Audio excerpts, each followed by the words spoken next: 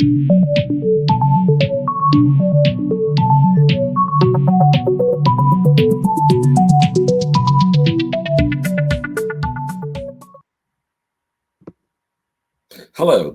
I am Eddie O'Sullivan, and this is This Week in the Second World War.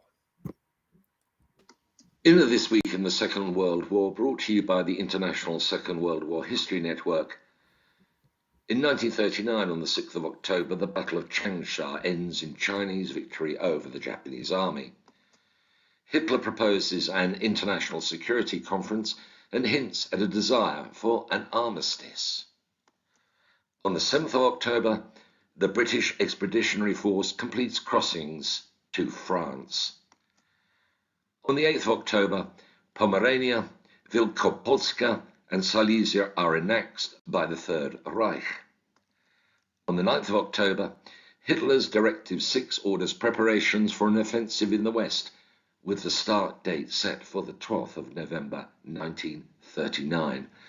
And on the 12th of October, regions of occupied Poland not annexed by the Reich are incorporated into the general government.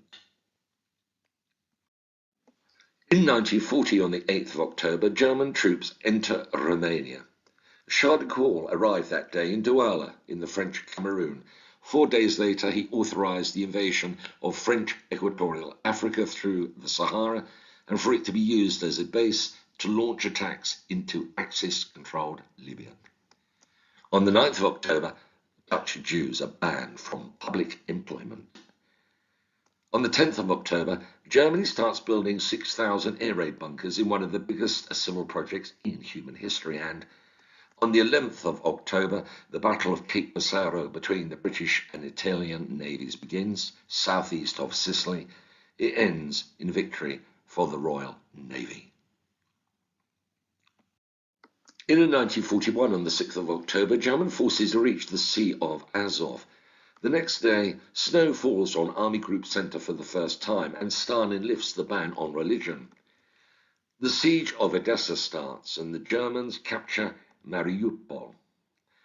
On the 9th of October, President Roosevelt asks Congress for authority to arm American merchant ships. On the 10th of October, Georgy Zhukov is called from Leningrad to take command of the defense of Moscow. Walter von Reichenau promulgates the severity order, paving the way for the mass murder of Jews. On the 11th of October, Roosevelt writes to Winston Churchill asking for an agreement to share information on atomic research, and the Soviets announce the evacuation from Moscow of women and children not engaged in war work. In 1942, on the 6th of October, the second action along the Matanika River on Guadalcanal begins. Reichskommissar for Norway, Josef Terboven, declares a state of emergency in Trondheim because of acts of sabotage. 34 Norwegians are executed. The state of emergency was lifted 6 days later, and the Polish Home Army targets rail infrastructure near Warsaw. On the 8th of October, a German radio announcement stated that troops captured in the Dieppe raid had been manacled in retaliation for the alleged tying of prisoners during the Sark raid in September, and on the 11th of October, the Battle of Cape Esperance begins off Guadalcanal. The Japanese destroyer Fubuki and cruiser Furataka are sunk by American ships of Task Force 64. In 1943, on the 6th of October, American and Japanese ships fight the Battle of Vella Levella off the Solomon Islands. That day, Heinrich Himmler's second Posen speech outlines the plan for the Holocaust. The new Georgia campaign ends in Allied victory. On the 9th of October, the roundup begins of Rome's Jews. On the 10th of October, Munster is bombed in the first daytime raid by the US 8th Army Air Force. Chiang Kai-shek formally becomes Chinese head of state. Ante Pavelic, leader of Croatia's pro-Nazi government, flees Zagreb. And on the 12th of October, Portugal grants the UK the use of naval and air bases on the Azores Islands, and US bombers attack on Rabaul in New Britain. In 1944, on the 6th of October, the Serbian government flees Belgrade and the Battle of Debrecen begins in Hungary. On the 7th of October, the Dumbarton Oaks Conference closes in America. It prefigures the creation of the United Nations.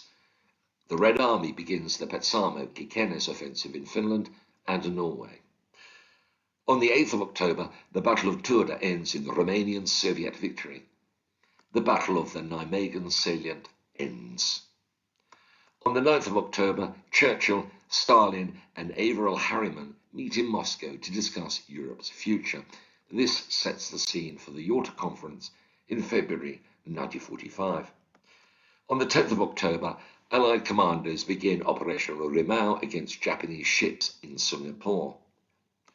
Austrian industrialists and officers ask for Vienna to be declared an open city.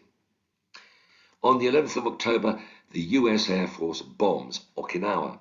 The Second Ukrainian Front captures Cluj and Szeged, and Hungary signs a ceasefire agreement in Moscow and agrees to declare war on Germany, its former ally. In 1945, on the 7th of October, Rudolf Hess is transferred to Nuremberg, and on the 10th of October, the British reoccupy the Andaman Islands and the Nazi Party is abolished. Well, there you are. We're looking at basically the first week in October in 1939, 1940, 41, 42, 34, 45. So in 45, obviously the war's over, but the ramifications are continuing. So I'm going to be discussing these dates with my co-host, and that is, of course, Dr. Joe Quinn. Hello, Joe. Hello, Eddie. Good. Well, look, here we are. We're at episode 6, so we're marching our way through the dates in the Second World War on a week-by-week basis, covering them in parallel. 1939, I think something that interests me, of course, is you mentioned the British Expeditionary Force has gone over the Channel, and it's commanded by Lord Gaulle, who had a Victoria Cross from the First World War. Anyway, look, I suppose the question I want to ask, and then we'll move on to the international conference question that Hitler raised. How good or bad was the British Expeditionary Force in 1939? And it was very quickly pulled out of France. I mean, basically it was 3 weeks, less than that, before it decided to skedaddle. But was it, how good was it? Are the criticisms that are sometimes laid at the British Expeditionary Force in 1939, are they fair? In some ways they are, but I think it's very important not to understate the extent to which the British Army have been modernized particularly throughout the 1930s in preparation for a conflict like the Second World War. Where they were, I suppose, deficient was in terms of certain armament. They were still using the old Lee Enfield, the SMLE, essentially more or less the same as the rifle that they had been using at the end of the First World War, with a few maybe small modifications here and there, but it hadn't fundamentally changed. This, of course, would, they would have a more augmented version. I think it was the number 4 version of the Lee Enfield that would be introduced in 41. And they didn't have much by way of small arms, automatic small arms. So they didn't have any submachine guns or anything like that. They did have Bren guns, and that was a particular, shall we say, replacing what would have been the Lewis gun as basically a light machine gun, platoon support weapon. And it was very effective. And they used that right throughout the Second World War. Basically loaded at the top. Magazine was basically top loaded, and it was based on the design of a Czech light machine gun LMG that was manufactured by the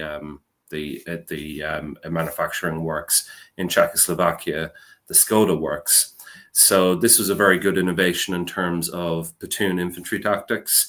Fundamentally, though, in terms of infantry tactics, they hadn't really moved on a huge amount since the end of the First World War, and were indeed preparing for a sort of a trench-like war, possibly with some mobility.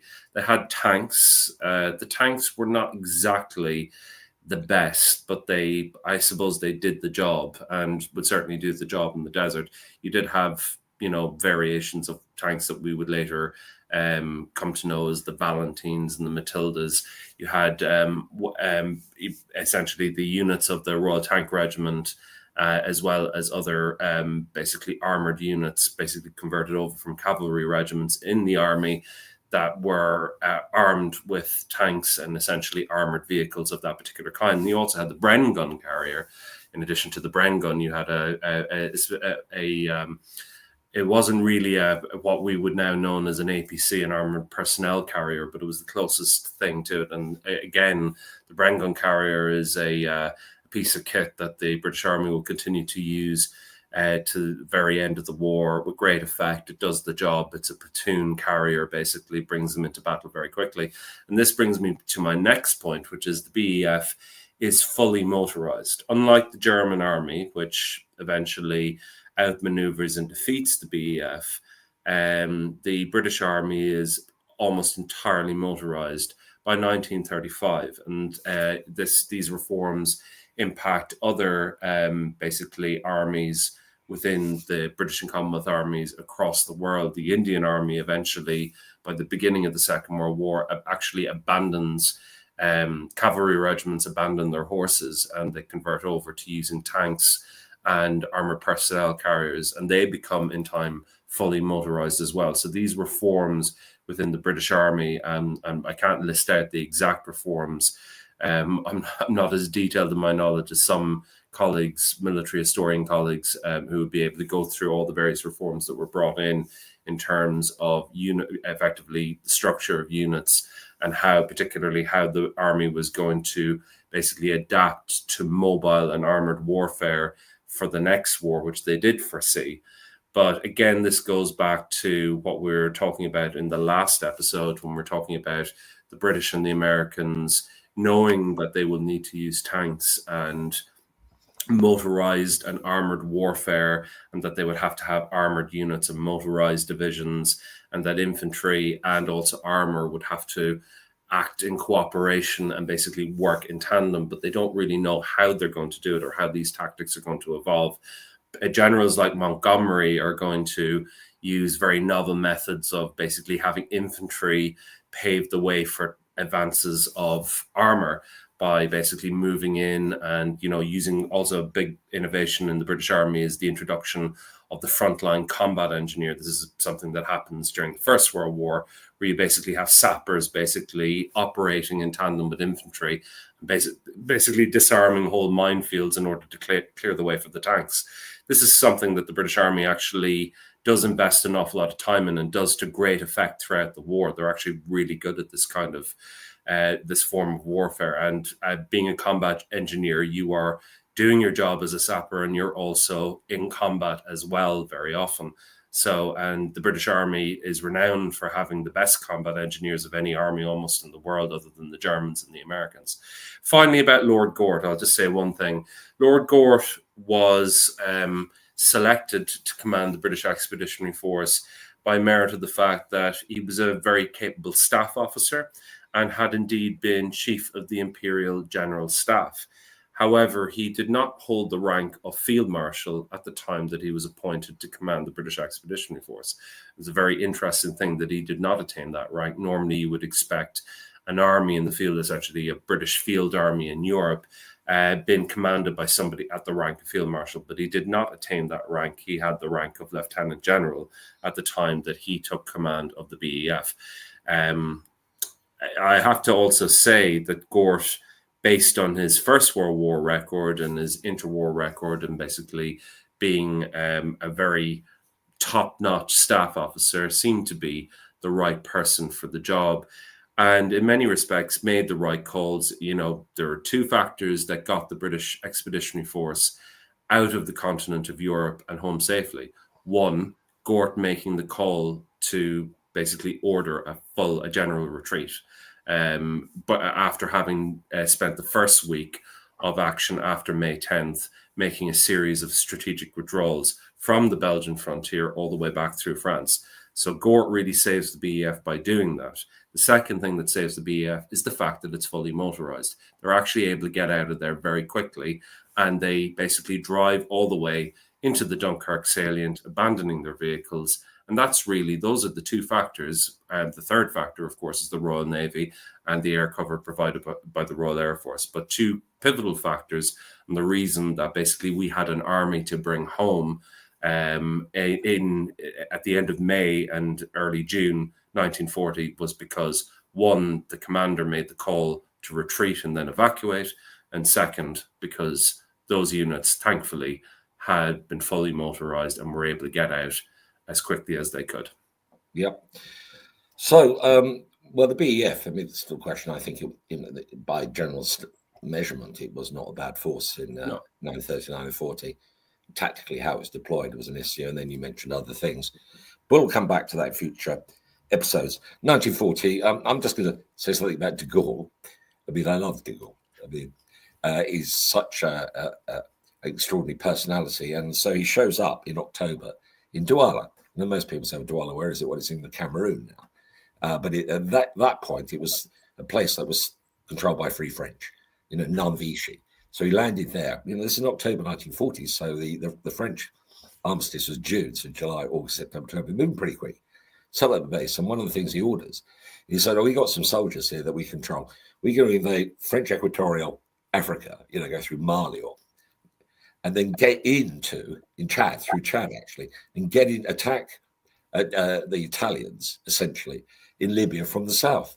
And astonishing, actually, that did actually happen. And Leclerc, who subsequently became one of the best-known French commanders, was critically involved in that campaign, taking a small French force right through Central Africa, across the Sahara into Libya to join up with the British and their forces in 1941. So anyway, that's me and de Gaulle. We'll come back to him in due course. But the bunkers, Hitler in this week in 1940 ordered what is apparently one of the largest civil engineering projects ever attempted in human history. We're talking about 6,000 air raid shelters. I mean, it shows you that, the Hitler, so we like about him, but he was taking some advice, wasn't he? He's been told that there's likely to be an air war and you need to protect your people from air bombardment. What's your take on it? Well, one of the reasons why they make the call to build those air raid shelters and air raid bunkers, actually, and reinforced concrete bunkers, and the Germans do this in many cities throughout Nazi Germany and the greater German Reich, is because Hermann Göring by now is being referred to by Berliners and by many other people around Germany as, Meyer. Because famously what he said was, if one bomb falls in Berlin, you can call me Meyer. And everybody was, everybody was slagging him off. And, the Luftwaffe hadn't performed to the expectations of German military commanders and German high command in general. Hitler had... he was kind of resigned to the fact that the Luftwaffe were not going to win the Battle of Britain and that Sea Line had to be postponed, and that they had just committed themselves to a blitz campaign on the UK mainland, mainly centering on London, but they would also soon start taking in other cities as well. And Bomber Command had started ramping up their bomber war, which wasn't very effective at the beginning. You had a report that was issued in 1941, which showed that better than 85% of all the munitions that the Bomber Command were dropping on Nazi Germany, primarily using aircraft such as Hamptons and also particularly the Vickers Wellington, which was the Lancaster of Bomber Command before the actual Lancaster came along. It was the workhorse. It was a medium bomber, but at that particular point, it was the closest thing they had to a heavy bomber. These bombers were attacking their targets and not really having much accuracy. And this was something the Bomber Command later had to review, and they had to make adjustments to their strategy. And also they had to make big scientific innovations in terms of upgrading their kit in order to improve bombing accuracy. And bear in mind, they're not bombing in formations. It's not like the the American bombing campaign, which happens in daylight, where there's an emphasis on accuracy. The RAF are flying over bomber streams rather than formations, and they're flying over one after the other and hitting their targets in various different places. But the bottom line is that you had a lot of basically bunkers being built in cities all over Germany because of the sporadic nature of the bombing campaign. Sorry, I'm just plugging in my laptop because it was the one thing I forgot to do at the beginning of this live stream. I'm sorry. There we go. But to close off this question, it is the sporadic nature of the bombing campaign over Germany that the RAF bomber commander launching, which is leading to panic and terror, and also a feeling that the Luftwaffe are not really going to be able to effectively defend against night bombing attacks. This is something that they're going to have to become accustomed to. This is an attritional war that they are fighting. Both air forces are basically going to be pounding each other's cities by night. There's a general acceptance that this is going to be a long campaign. And, to be fair, the decision that's made by the government of Nazi Germany, and particularly by Hitler, is that they need to start building the infrastructure in order to cope with the level and intensity of these campaigns, which they correctly anticipate are going to be quite heavy and quite high intensity as time and technology basically moves on and evolves. Okay, well, let's move on to 1941. I'm just going to touch on, you can see that in this period, in October 41, you can see the Ukrainian front is becoming very active. So, it's got resonance to today's events. So you got the Germans coming to the Sea of Azov, which is just to the east of Crimea.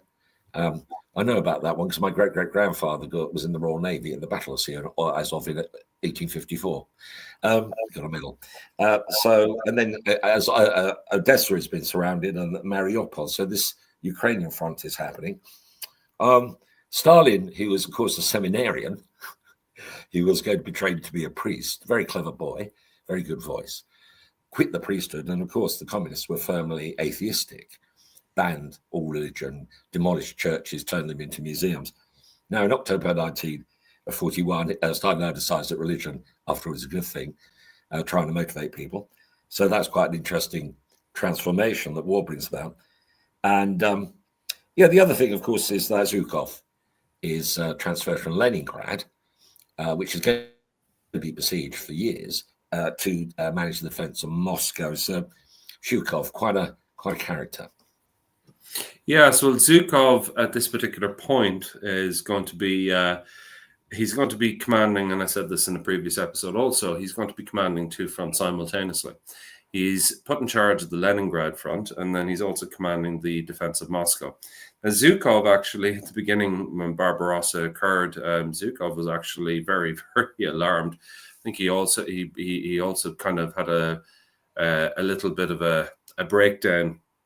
In addition to Stalin had something equivocating to a nervous breakdown in the weeks after Barbarossa. It took him a while to actually address his own people and to steady their resolve. But he wasn't a Churchill. He didn't have that gift of oratory. He wasn't a very good speaker, and his speeches were long and rambling, and his voice and his oratory was not.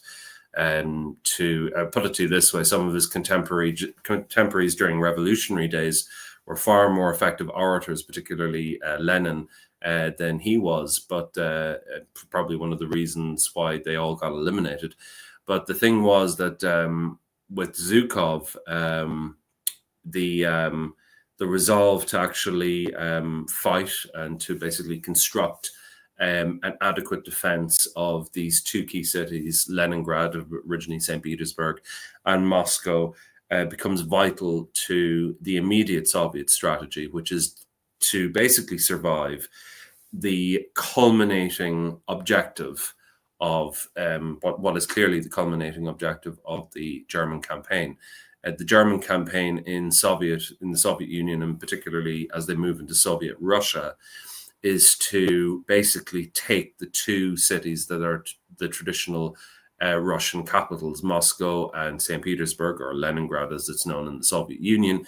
These are the two main capitals of that country. You take those and you essentially wipe out the two main metropolitan centers of Soviet rule and command over the entire Union. And the whole idea is it's like lobbing off two heads. It's very interesting because the symbol of the Russian state is a two-headed eagle.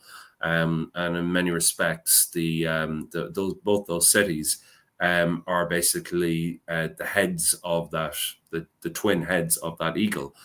But the thing about it is that, like invading Russia in the first place, Hitler and his generals would have done well to understand that they would have been lucky if they'd been able to take one of those cities, if not both. But taking both was quite a challenge to perform for any army, even an army that was seemingly as technically advanced as the German army was at the outset of Barbarossa, even with their wealth of kit and vehicles, which they basically mainly pilfered from conquered enemies, including the French army, and particularly their massive material, resources, tanks, their very considerably large air force, which they were using to great effect, employing blitzkrieg tactics. When it came to basically approaching those cities and preparing the groundwork for an offensive to eventually capture those cities, the Germans were largely unprepared. This was the one thing that they'd been able to succeed in the western part of the Soviet Union, particularly with the siege of Kiev and various different other cities. Minsk as well fell very quickly. Kiev took a long time to fall. The fall of Kiev involved a massive siege. It was probably one of the largest sieges of its kind ever seen, certainly in the theater of conflict, the European theater of conflict, for the entire war. It was an absolutely colossal siege involving millions of men on either side, as well as the civilians caught in between. The problem is when you're doing these sieges, it's very attritional. It costs a lot of manpower, it costs a lot of time, material, resources, ammunition, all of it. And you're not really left with a huge amount with which to throw at other cities, the important objectives. And Moscow is really the key objective. It is the Soviet capital. It's the most important city. And Zhukov has done very well to actually prepare the defenses for the siege of Leningrad, which is a horrific siege, but ultimately Leningrad doesn't fall. It lasts for about 2.5 years, but the strength of those defenses and the effectiveness in terms of keeping that city resupplied and basically, making sure that any attempts to take the city are essentially made impossible because of the terrain, because of the strength of the defenses, which are primarily built by the citizens of those cities. Mass labor is employed to build anti-tank trenches and obstacles and lay minefields, all of that kind of stuff. It's essentially a mobilization of Soviet citizenry on a mass scale, essentially to aid the war effort. It's not just the military, it's also the civilians as well. And the same happens in Moscow as well.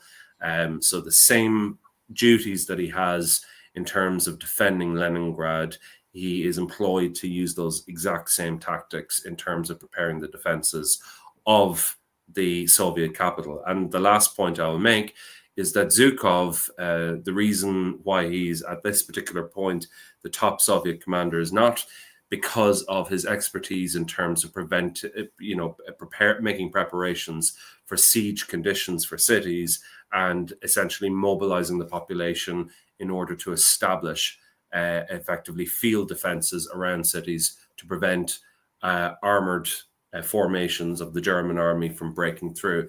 That's not actually his primary talent. His primary talent is in coordinating armored warfare on a scale that only the Germans have really been using up until that point. And Zhukov is responsible for a series of victories over the Japanese army in the east at the outset of the Second World War. So the armies that he commanded, mainly the Siberian divisions, have been very successful militarily in the east. They've absolutely trounced their adversary to the point where the Japanese really lose all taste for having battle with the Soviets. They recognize them as a superior enemy. They recognize that they're not going to be able to take them on. And because of Zhukov's effectiveness in the east over towards the Far East and Siberia, and particularly around those frontiers, he also has knowledge of the units, the Soviet military units that are stationed out to the east.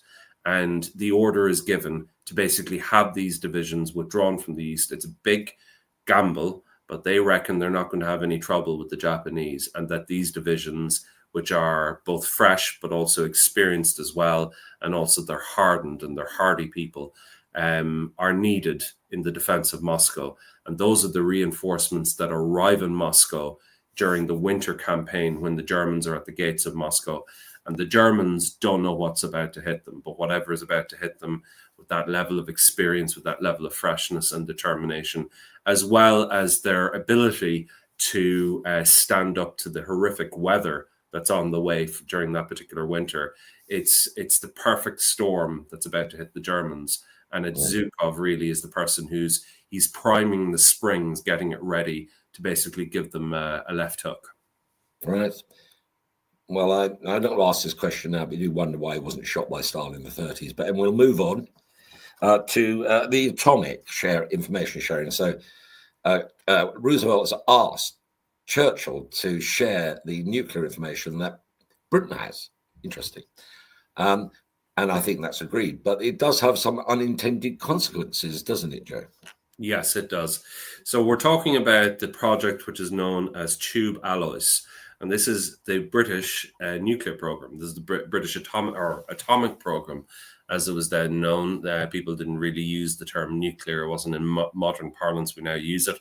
But back then, they were referring to the development of atomic energy and essentially atomic weaponry. And there was a conclusion at the outset of the war that a race would be ignited during the Second World War to develop an atomic weapon. And this conclusion had been arrived at by Heisenberg and by Oppenheimer and all the great physicists that were working in the field of atomic science, really, at this particular point, which was very cutting edge.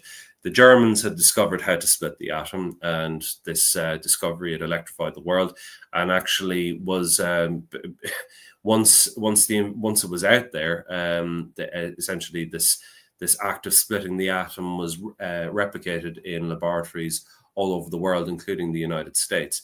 And Ernest Rutherford, British scientist, had been the key figure in terms of unveiling this era of basically atomic research.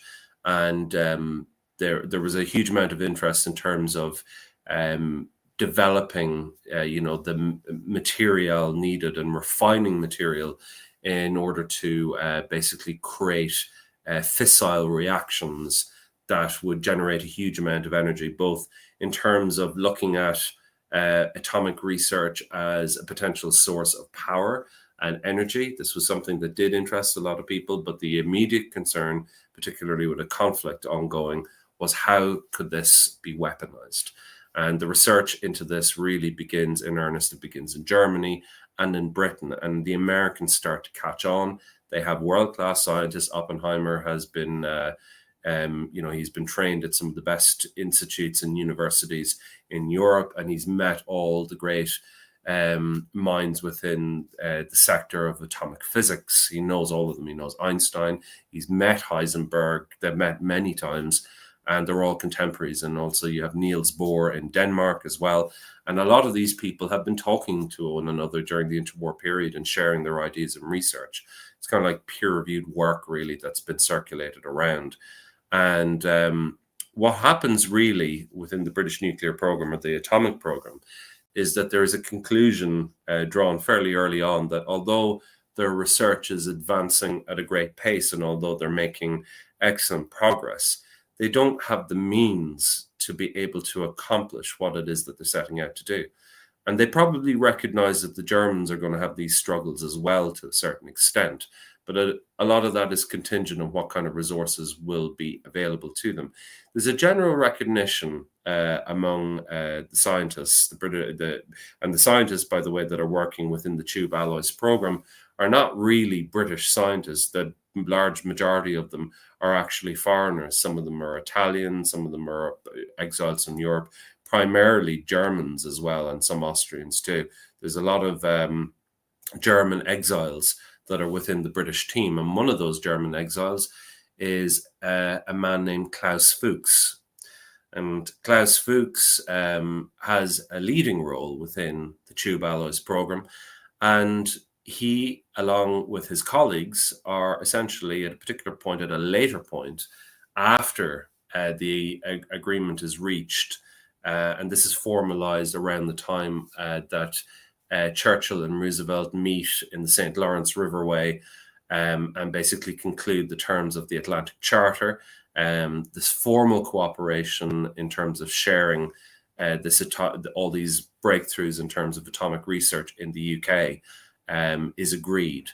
And then there's a later decision to send the British team over when the Manhattan Project is formed together, and essentially they begin the work. And this involves a massive effort within the United States. It's recognized by a lot of historians that only the United States would have been capable of coordinating an atomic weapon program on this scale. They were the only country in the world that were really capable of doing it because they had the resources and because they had the know-how and because they were willing to actually take the steps to actually construct using the superiority of American industry and basically industrial know-how, as well as the knowledge of the technocrats that Roosevelt had appointed to very high positions within the American war economy. They were able to construct the infrastructure necessary to make the Manhattan Project work, make it possible. But they really needed the extra muscle of the know-how within the Tube Alloys program. So they were able to lend those British scientists, and they were sent to Los Alamos to work with their American colleagues. And they worked together for the better part of 2 years. And Fuchs was there when the Trinity test was performed in the New Mexico desert in July 1945. And he's the first person to leak it to the Soviet Union that an atomic weapon has been detonated in the United States. So the Soviets know almost immediately, almost as soon as it's happened. And Fuchs will later be the person, because he's this key nodal point between the British nuclear program and the American nuclear program, but he's also the key nodal point for the Soviet nuclear program as well. He is eventually, at a later point in time, he's going to give the Soviets the bomb. He's going to give them all the know-how and all the shall we say, the instructions for how to create a weapon of this particular kind. And in 1949, the Soviets are going to detonate a bomb of their own, which is essentially a carbon copy of the plutonium weapon that the Americans would later test at Los Alamos, and the one that was used at Hiroshima and Nagasaki. So the consequence of the sharing of this information, which is agreed by Roosevelt and Churchill, is that this spy, and they don't know he's a spy, he's a German communist, he's a vicious anti-Nazi. This particular spy is going to be allowed through the net without their know-how, and he's going to basically get all the secrets necessary to be able to share this with the Soviet Union, and essentially to turn the temperature up a little bit during the Cold War. Yes, and actually, Fuchs, he's exchanged. He goes to East Germany, dies peacefully in Dresden in 1988, age 77. So, and also, guess who was present at his graveside when the funeral took place in East Germany? In Dresden. In Dresden. Philby. No. There was a young KGB officer named Vladimir Putin, who was representing the Soviet government. Putin was at Fuchs's funeral. Yeah. Well, isn't that astonishing? That's a brilliant connection. Quite ominous, really, I think. Well, okay, but it's just these extraordinary combinations. So now we're on to 1942. I mean, so we've got some, the fighting in Guadalcanal is taking place. Now, Guadalcanal is in the Solomon Islands.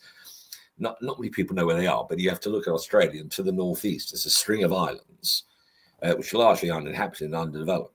And the Guadalcanal campaign went on for months. And it got a lot of attention, actually. If you've seen the film Thin Red Line. Oh, of course, yeah, absolutely. By Tony Malik. I think confusing.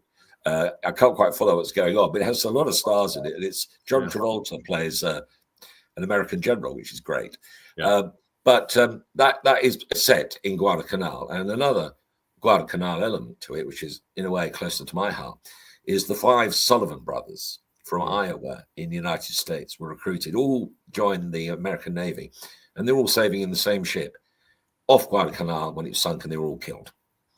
And in fact, if you're a student of the script of Saving Private Ryan, the character playing Marshall actually refers to the Sullivan brothers as being the seminal moment in which they say we can't have brothers on the same ship or in the same theatre, and that's why. That's the whole logic.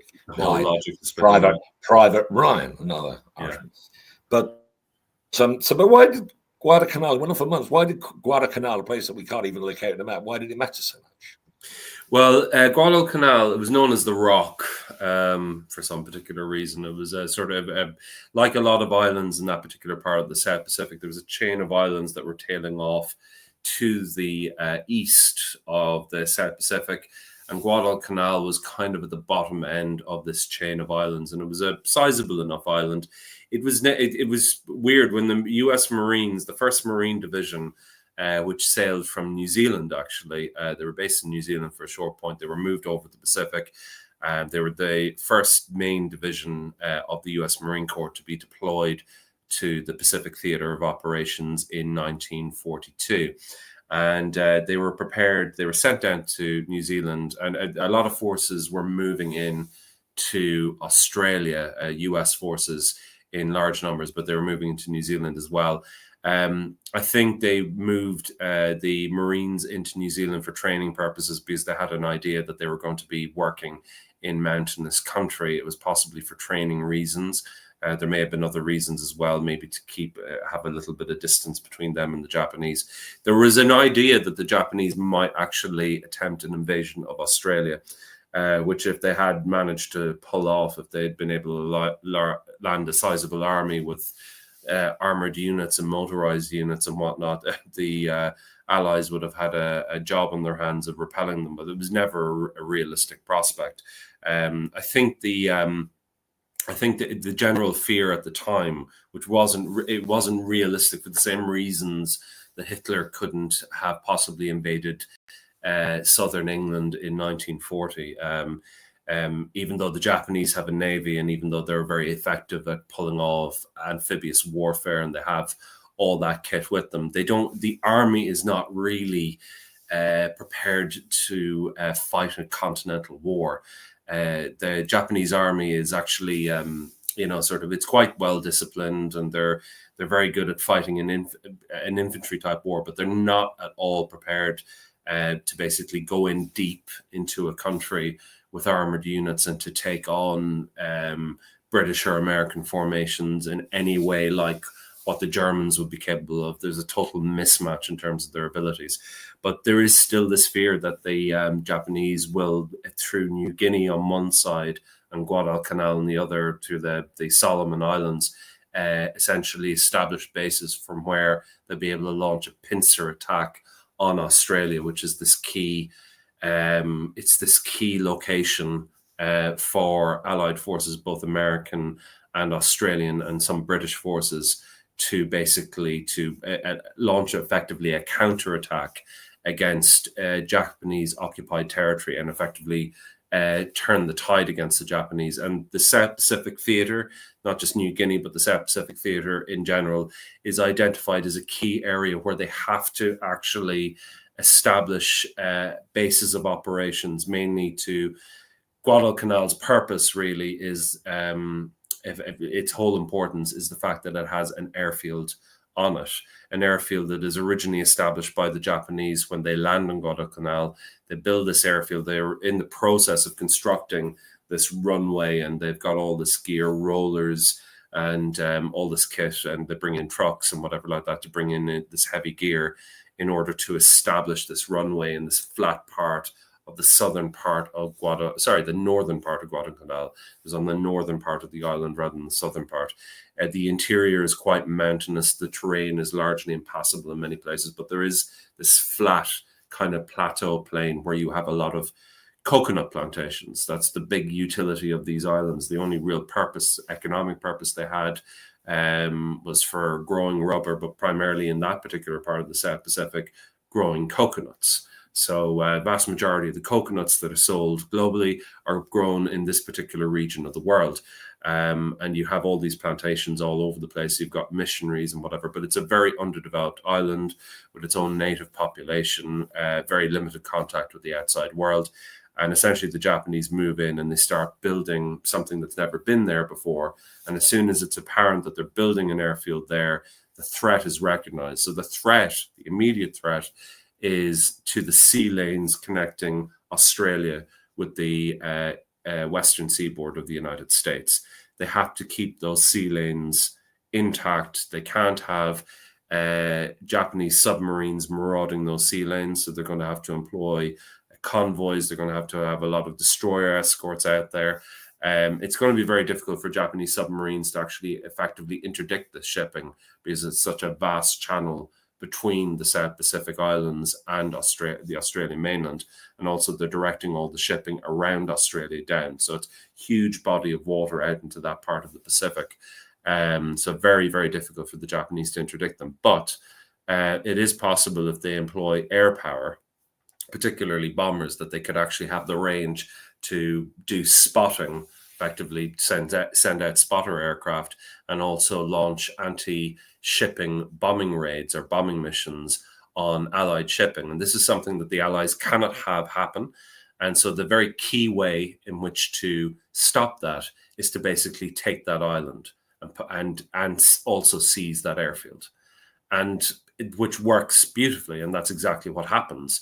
The first Marines invade in August 1942. They move in through the island. They invade in the south coast and they cross the island, cross through the mountains. The Japanese effectively run away because there's not that many of them there. The garrison is very small. They're not really able to stand up. And the Japanese immediately, their main base of operations in the South Pacific is in it's kind of more like a township than a city. It's called Rabaul. It's got port facilities. It's on the coast of the island of New Britain, and it's a bit to the north, maybe about possibly as much as about 800-900 miles, possibly even 1,000 miles away from Guadalcanal at this particular point. But from Rabaul, the Japanese are going to send destroyers, mainly destroyers. They're not going to send any other kind of heavy shipping down there to carry effectively reinforcements to the island of Guadalcanal, so the Japanese garrisons there can get reinforced. And they're sending elite troops. They're sending Japanese Marines. They're sending army units as well. And they're moving. And they're also taking away General, I think his name is Hana. General Hana or Hada was commanding a division, about 9,000 men, who were then advancing across the Owen Stanley Range in New Guinea towards Port Moresby, and they were taking on the Australians.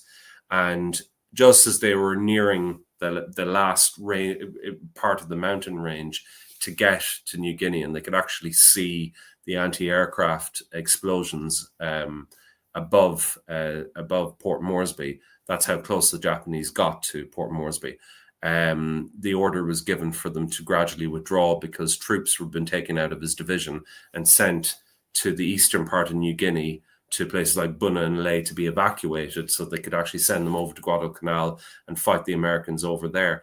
And what happens is the 1st Marine Division, just to finish the story, the 1st Marine Division sees the airfield in Guadalcanal, and they immediately dig in around the airfield. They entrench themselves. So the job of that division is just to secure that airfield and to create a pocket, like a salient, around the airfield in the northern part of the island, and it's kind of like this. And they control a little bit part of the coast so they can be resupplied.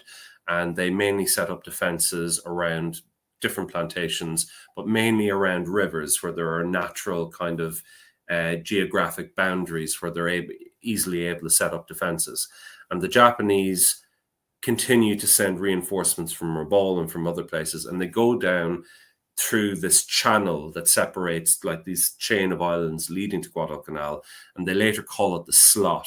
It's kind of like a channel that goes all the way down, and they send these surface ships, mainly destroyers, down the slot to reinforce the garrisons on Guadalcanal, and the Japanese launch ferocious attacks on the perimeter around the airfield, which is now known as Henderson Field. It's named after a US Navy pilot who was killed in the early days of the battle on Guadalcanal. So it's known as Henderson Field.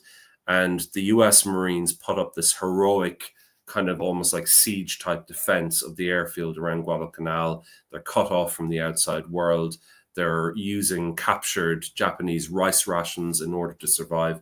That's all they have. They're riddled with dysentery, malaria, all these things, but they're putting up a spectacular defense. And there's air units flying off the airfield and providing air support the entire time. So what goes on in Guadalcanal, it's reported on all around the world. It's the first major land battle in which the Americans become engaged.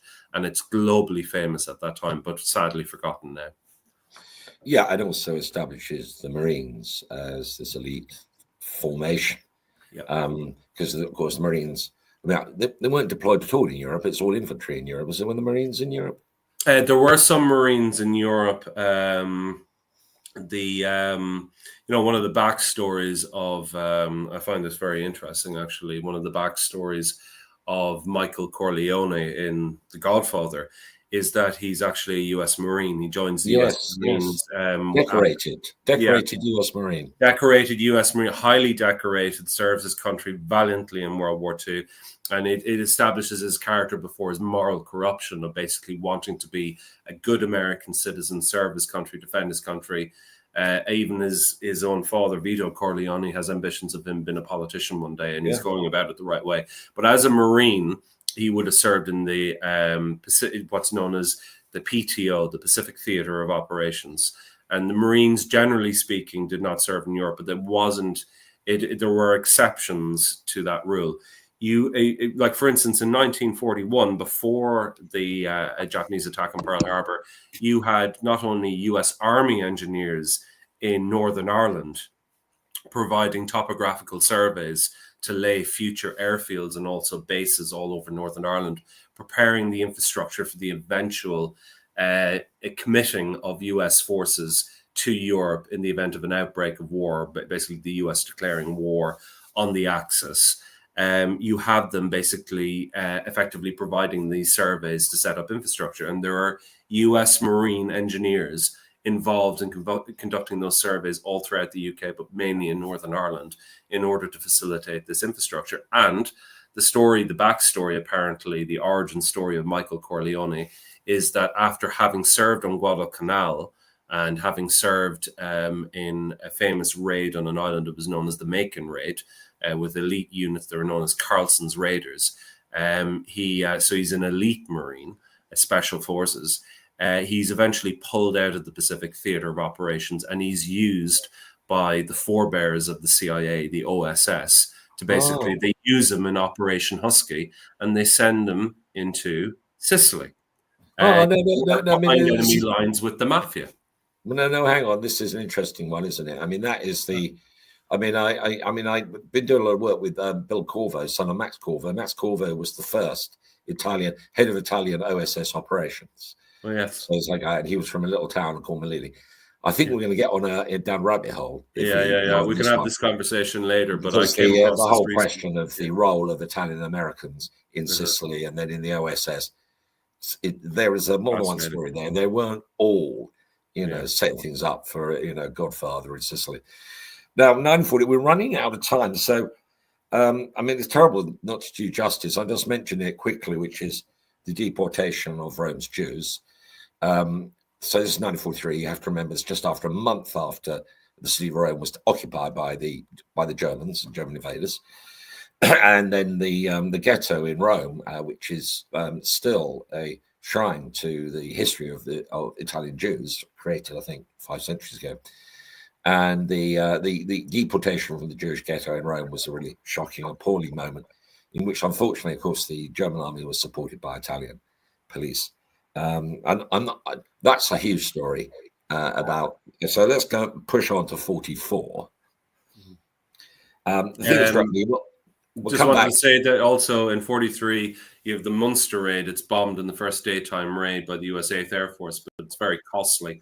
Munster being, it's not Munster, Ireland, it's Munster, Germany, although the spelling is the same. There's an umlaut over on it. So it's a key, Munster is a very key manufacturing facility very close to the Rhine. It's in that kind of area. And also one of the key components that's very critical to the German war industry is that Munster produces most of the ball bearings in Nazi Germany. So that's one of the... Flattened. We'll come back to what was more effective, the RAF nighttime raids, low level, or the American high level daylight raids. Anyway, we're not going to talk about that now. 43, that's the first daylight raid. Would be an important date for the development of the air war in America. Now, I'm going to go to 44. I'm just going to say very quickly, Ante Pavlich, this month, this week in October in 44, he legs it. He gets out of Zagreb. And of course, for those who don't know the Ante Pavlich story, first of all, he was difficult to actually class him, but he was Ustache, that he was a racially fascist and exterminatory to any in the minorities, not just Jews, but also particularly Serbs and Muslims. And the Croatia after Yugoslavia was greatly expanded. So a lot of what's now Bosnia and in Serbia was in fact under the Ustache regime. So he legs it. Of course, the story is he gets out via the Ratland using connections which extended to members of the Catholic Church. And he finishes up in Argentina. He becomes a security advisor to Perón, which takes you on to Don't Cry for Me, Argentina. But he meets a gory end in the end, almost gory, at the age of 17, which a Serbian assassin shoots him in Argentina and he dies of the wounds. So anyway, that's Ante Pavlich. I mean, we can talk about the Ustache regime and the rat line in due course and how come war criminals and why did they go to Argentina and Brazil and were they protected? Was it a conspiracy and everything else? Anything else in 1944 that you want to share a few thoughts on, Joe, before we wind this show up? Well, yeah, you have the Churchill going to Moscow to discuss the future of Europe with Stalin, and Avril Harriman is there. And Harriman at this particular point is a little bit kind of, I think he's slightly depressed because he's kind of recognizing that Stalin has kind of gotten the upper hand, and the Europe that they're hoping for, or rather that Roosevelt and the Americans are hoping for, the post-war world it's not going to shape up that way. Particularly Stalin has very defined ambitions. He's intransigent over Poland. There's a very this 44 summit between Stalin and Churchill. I think it's August 44, if I'm not mistaken. It could have been August. It's almost 2 years to the time that Churchill first flew to Moscow to meet Stalin. It was the first time Churchill had basically arrived in the Soviet Union to meet Stalin. And really what happened in that particular instance, that was after the PQ-17 disaster, where essentially due to an absolutely mad decision by the then commander-in-chief, or the first Sea Lord of the Royal Navy, Dudley Pound, who had brain cancer, he made a decision to scatter the convoy PQ-17 off the coast of Norway because he was afraid that the Tirpitz might come out and attack the convoy, and they felt that they couldn't stand up to the Tirpitz because of its superior armament. But the truth about it is that even if the Tirpitz had done that, the convoy was better off staying together. They had a better chance being together. When he scattered the convoy, they were all picked off by Luftwaffe formations in Norway. And it was such a disaster, and it affected Britain's supply to the Soviet Union at a very critical moment, that things were very bad between Churchill and Stalin. And Churchill felt the need to fly out to Moscow and essentially have his first meeting with Stalin and try and settle everything and just basically reassure Stalin, I'm with you and I'll be with you to the end and I'll give you everything you need. This was just a blip and whatever, and we'll sort everything out. And it really resets the relationship. So Churchill, at this particular point, nearly 2 years later, when he's meeting Stalin to discuss the future of Europe, they're getting stuck on the subject of Poland. And what happens is Churchill passes a slip of paper, which still exists in the National Archives just up the road from where I'm living, in Kew to this very day. And it's a note, a piece of paper, where Churchill basically breaks down Poland into percentages. And I think it's about 40% Western allies, they will have that sphere of influence. And the other percentage, it could be about 55%, close to 60%, is going to be a sphere of Soviet influence. So rather than Germany being divided between the allies, the Western allies, and the Soviets in terms of spheres of influence, they're looking at Poland being divided.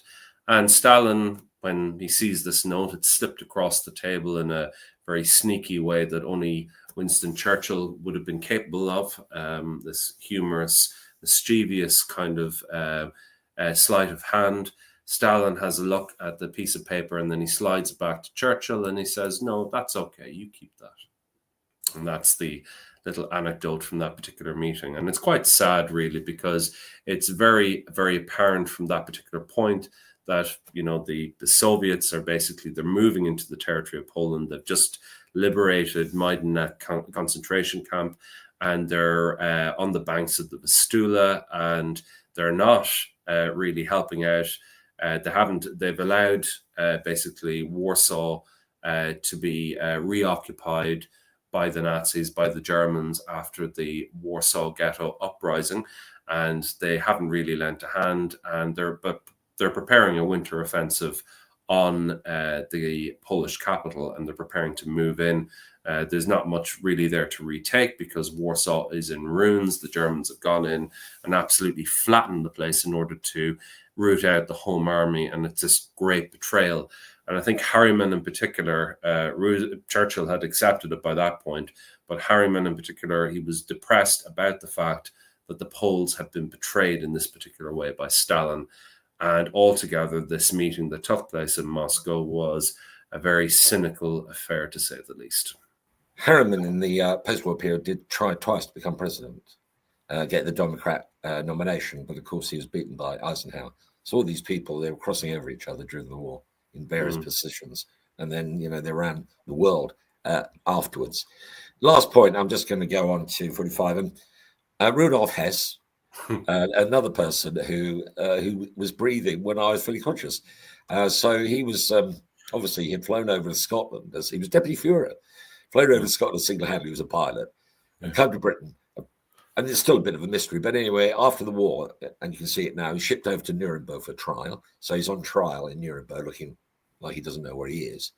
But he's then convicted. And of course, he's in the Spandau prison. Spandau, after which the Spandau machine gun, I think his name.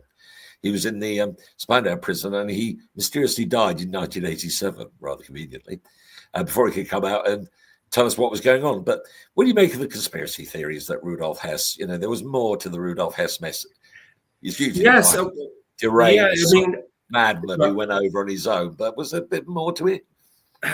Do you know something? I've often wondered about this. Actually, it was funny when I was studying. So the Irish equivalent of the A levels is the Leaving Certificate, and I did Leaving Cert History at a time when you had to write 5 very chunky essays in the space of 3 hours as part of your examination, basically to essentially to pass muster in your history exam. It was very, very challenging. My hand was falling off. But one of the questions was a pre-prepared question. It was a project question. And I did mine on, guess what? Operation Market Garden. So that was my history project for my Leaving Certificate history examination. But I had a friend, I had a classmate, Stephen, who did his project on effectively Rudolf Hess.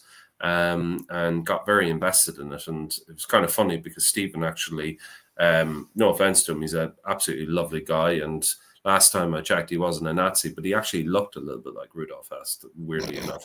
So I hope he's not tuning into this live stream. Stephen's a lovely guy. But anyway, I discussed it with him, and I discussed a few things about it and whatever like that. And he told me about a documentary that he had seen, because he'd done some very heavy research, read a lot of biographies.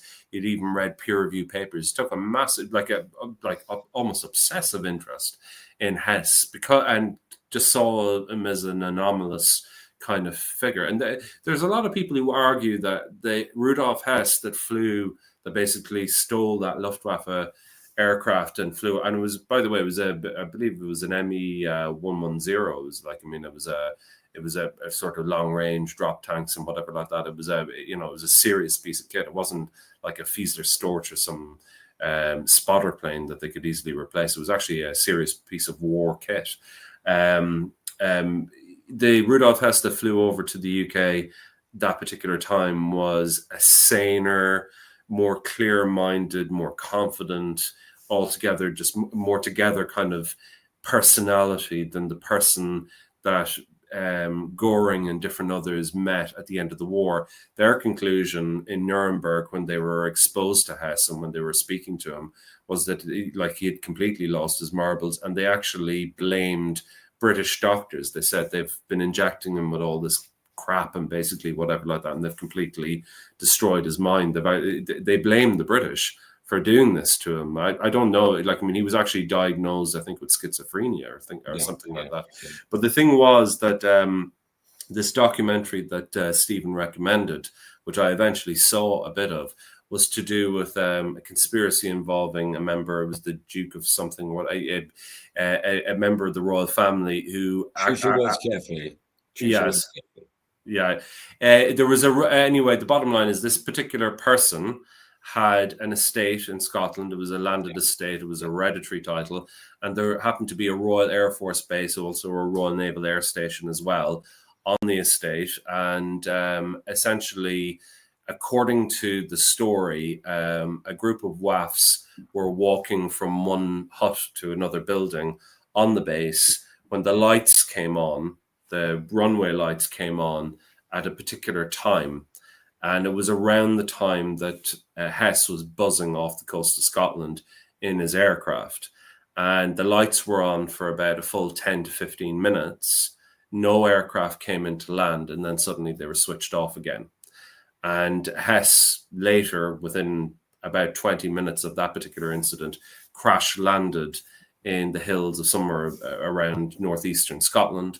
And the rest, as they say, is history. So it's a conspiracy theory, like many theories, whatever like that, that basically it was a prearranged visit, and that it was an attempt between members of the British establishment connected with the royals to mediate with the government of Nazi Germany and try and establish a peace between Nazi Germany and the British Empire. But that's all it'll remain. It'll remain a conspiracy theory. There's no substance to it.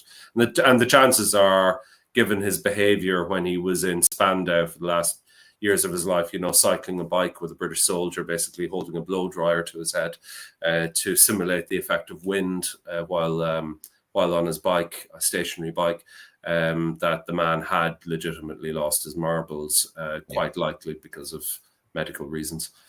Yeah, May 41 was when he landed in Scotland, quite a sensitive moment. Obviously, the UK wasn't going to be defeated. So anyway, several books, I think, have been written about this topic. Yeah. Look, Joe, that's it for this week. So I'm just going to say thank you and goodbye. See you next time.